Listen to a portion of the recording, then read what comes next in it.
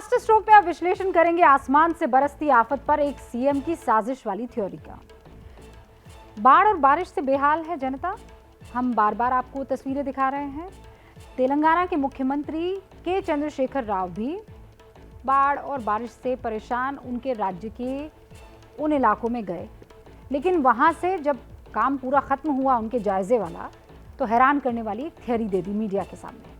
उन्होंने घनघोर बारिश और उससे आई बाढ़ को विदेशी साजिश करार दिया। ये भी चेतावनी दे दी कि खतरा अभी टला नहीं है। सीएम साहब के इस लॉजिक ने देश भर में हलचल मचा दी। बरसते बादल के पीछे विदेशी साजिश की थ्योरी और उसकी पूरी पड़ताल अब आप हमारी इस रिपोर्ट में देखेंगे।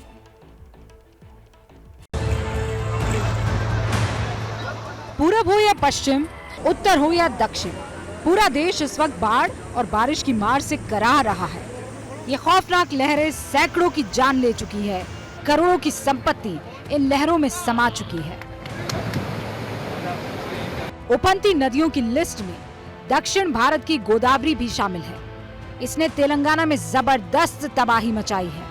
लेकिन तेलंगाना के मुख्यमंत्री के चंद्रशेखर राव अपने राज्य में जब बाढ़ का जायजा लेने पहुंचे और बाढ़ ग्रस्त इलाकों का जायजा लेने के बाद जब सीएम साहब ने माइक संभाला, तो बाढ़ की तबाही को लेकर जो थ्योरी पेश की, उससे बड़े बड़े साइंटिस्ट भी सन्न हो गए।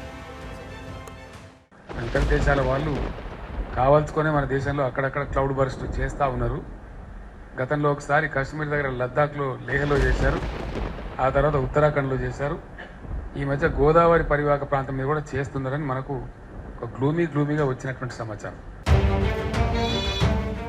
यानी तेलंगाना में बाढ़ की बर्बादी की वजह न तो कुदरत का कहर है और न ही सीएम साहब की तैयारियों की नाकामी, बल्कि उनके मुताबिक इस बाढ़ के पीछे विदेशी ताकतें काम कर रही हैं। एक बार फिर सुनिए सीएम साहब बाढ़ की वजह क्या बता रहे हैं। అంతర్దేశాల వాళ్ళు కావాల్సుకొని మన దేశంలో అక్కడక్కడ క్లౌడ్ బర్స్ట్ చేస్తూ ఉన్నారు. గతంలో ఒకసారి కాశ్మీర్ దగ్గర లద్దాఖ్లో లేహ్లో చేశారు, ఆ తర్వాత ఉత్తరాఖండ్లో చేశారు. ఈ మధ్య గోదావరి పరివాహక ప్రాంతం మీద కూడా చేస్తున్నారని మనకు ఒక గ్లూమీగా వచ్చినటువంటి సమాచారం. माननीय मुख्यमंत्री के मुताबिक बाढ़ की वजह विदेशी ताकतों की साजिश है और इस साजिश से निपटने के लिए उन्होंने कदम क्या क्या उठाए हैं, अब आप वो देखिए। ये है माननीय मुख्यमंत्री केसीआर राव, जो कि गोदावरी के कहर को कम करने के लिए पूजा अर्चना कर रहे हैं। एक हफ्ते से ज्यादा बारिश के बाद गोदावरी नदी का जल स्तर भद्राचलम में 70 फीट तक पहुंच गया। बाढ़ की चेतावनी देने वाले 53 फीट के जल स्तर से कहीं ज्यादा। लोग त्राहिमाम कर रहे हैं और सीएम केसीआर पूजा अर्चना से गोदावरी को शांत करने की कोशिश में जुटे हैं। मुख्यमंत्री जी ये भी मानते हैं कि भयंकर बारिश विदेशी साजिश है। अब ये सीएम साहब की आस्था है या जनता की आंखों में भ्रम की पट्टी डालने का तरीका है, वजह जो भी हो, केसीआर निशाने पर जरूर आ गए हैं। केसीआर जी की साइकोलॉजिकल जो स्टेबिलिटी है, उस पर मुझे विचार करना पड़ रहा है, दुख हो रहा है। और शायद घर में 4 पार्टी है, बेटा बेटी नेफ्यू है और एक राज्यसभा मेंबर है। 4 लोगों के बीच किस्ता चोरी है कि कौन नेक्स्ट मुख्यमंत्री बने। शायद वो प्रेशर में केसीआर जी अपनी स्टेबिलिटी खो गए हैं। दरअसल सीएम केसीआर भारी बारिश की वजह से जिस विदेशी साजिश को बता रहे हैं, उसे कृत्रिम बारिश कहा जाता है।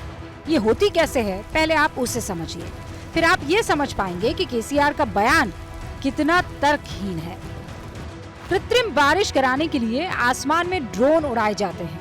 ये ड्रोन आसमान में मौजूद बादलों को इलेक्ट्रिक शॉक देते हैं। इस इलेक्ट्रिक शॉक से बादलों में मौजूद पानी की बूंदें एक दूसरे से चिपकने लगती हैं। बूंदों के चिपकने से वो भारी हो जाती है और तभी बारिश की शुरुआत होती है। इसके अलावा कृत्रिम बारिश का एक और तरीका होता है क्लाउड सीडिंग का। क्लाउड सीडिंग में बादलों में नमक के फ्लेयर्स छोड़े जाते हैं। इसके लिए रॉकेट का प्लेन इस्तेमाल होता है। नमक के फ्लेयर से बादलों में मौजूद नमी इकट्ठा होती है और नमी के जमते ही बारिश शुरू हो जाती है। दरअसल क्लाउड सीडिंग उन देशों में करवाई जाती है जहां बारिश बिल्कुल नहीं होती है। और ये तरीका 100% कारगर भी नहीं है। जाहिर है इस तरीके से कोई विदेशी ताकत किसी दूसरे देश में बारिश नहीं करा सकती, लेकिन केसीआर शायद इस दलील में अपनी नाकामी छिपाने में लग गए हों।